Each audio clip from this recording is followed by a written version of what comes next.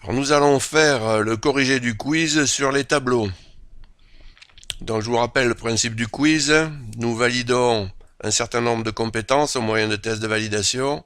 Si vous faites une erreur au niveau d'un test de validation, la question vous est reposée et il faut répondre à tous les tests de validation. Il faut répondre juste à tous les tests de validation pour terminer le quiz. Si vous avez des difficultés, vous avez ici le tutoriel vidéo et aussi le tutoriel en ligne. Bien, allez, on y va. Alors, les balises HTML utilisées dans les tableaux simples. Quelle balise HTML ouvre et ferme une ligne de tableau? Alors, la ligne de tableau, c'est TR. Quelle balise HTML ouvre et ferme une cellule de tableau? Alors, il y a TH pour les cellules de label de colonne, pour donner un nom à une colonne, et il y a TD pour la cellule normale. Quelle balise HTML ouvre et ferme un tableau? Donc ça, c'est la balise table. Donc là, on change de compétence. Les premières déclarations CSS pour styler un tableau. En l'absence de déclaration CSS, comment se présente visuellement un tableau codé en HTML? Juste le contenu des cellules, avec une bordure espacée. Alors c'est cette réponse-là qui est juste. Écrire le sélecteur à utiliser pour mettre un border sur toutes les cellules du tableau. Alors pour mettre un border sur les cellules, ici il faudra comme sélecteur utiliser TD. Là, vous voyez, on a bien mis notre bordure. Écrire le secteur à utiliser pour supprimer l'espace entre toutes les cellules du tableau. Et bien là, il faut mettre le sélecteur table. Voilà, c'est avec ce moyen qu'on colle toutes les cellules du tableau. Voilà. Là, le sélecteur doit porter sur la table.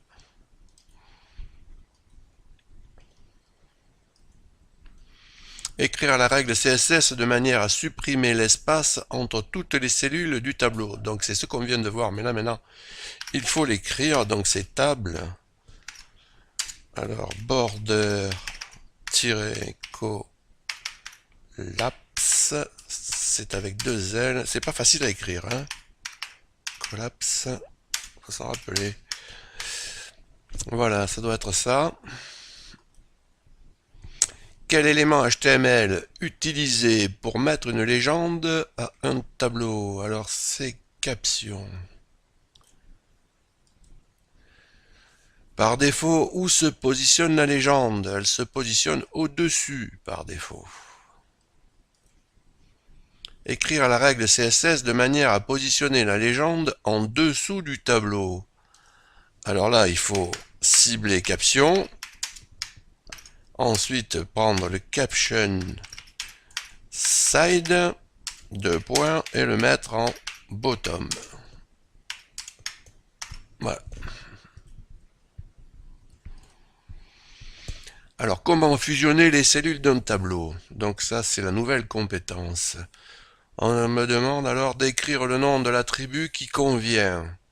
C'est l'attribut qui est ici. Donc on étend la cellule sur deux colonnes. Donc ici, c'est un col-span.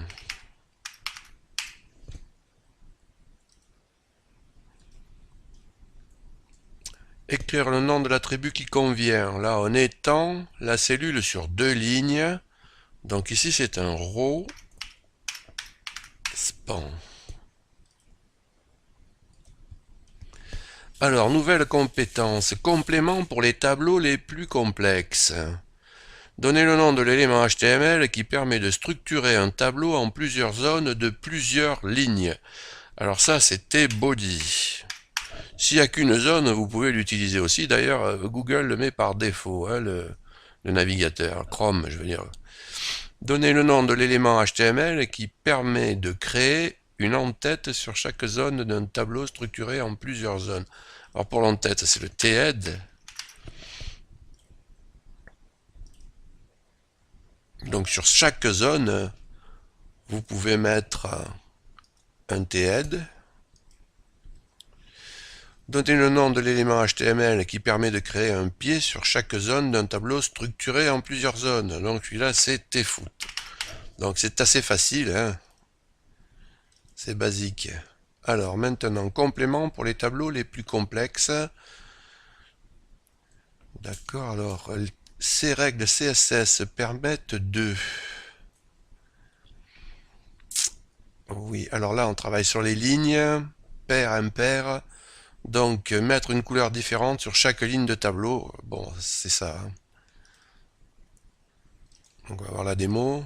Donc on a bien chaque ligne dans une couleur différente. Là, ici, vous voyez qu'on travaille sur les cellules. Donc là, on va travailler sur les colonnes. Voilà. Je vous demande pas de choses plus compliquées puisque ce sont ici des sélecteurs qu'on n'a pas encore fait. On les fait dans le tuto suivant, hein. Donc regardez ici. Donc là, on structure colonne par colonne. Voilà. Le quiz est terminé. C'est un quiz assez simple. Je vous remercie de m'avoir écouté.